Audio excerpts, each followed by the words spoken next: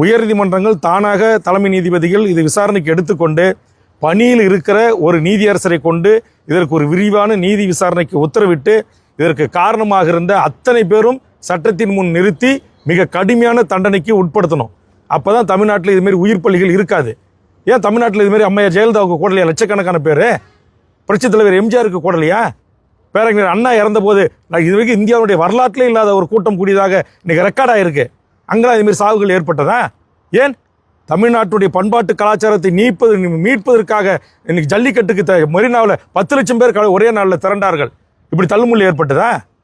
இப்படி மூச்சுத்திணறல் ஏற்பட்டதா?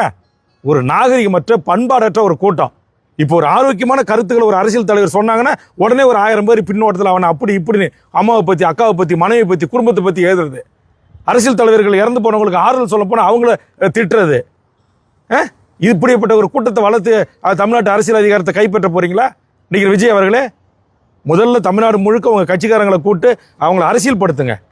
நகரம்னா என்ன, ஒன்றியம்னா என்ன, பேரூராட்சினா என்ன, மாவட்டம்னா என்ன, அப்படி கூட்டு வச்சு பொறுப்புகளை போட்டு அவங்க அழைச்சிட்டு வர்ற தொண்டர்களை குடி இல்லாமல், சரக்கு இல்லாமல், அங்கே எல்லாம் இன்னைக்கு இப்போ தொலைக்காட்சியில் பேட்டி கொடுக்குறாங்க. வந்தவங்க பூரா குடிச்சிட்டு இருந்தான், எல்லாரும் போதையில் இருந்தாங்க.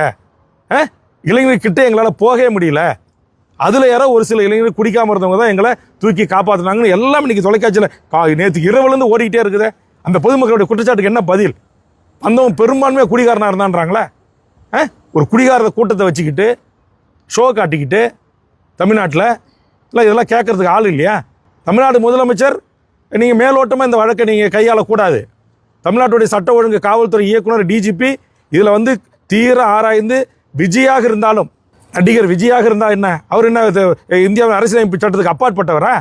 விஜய் மீது வழக்கு பாயாதான், புஷி ஆனந்த் மீது வழக்கு பாயுமா, நிர்மல்குமார் மீது வழக்கு பாயுமா?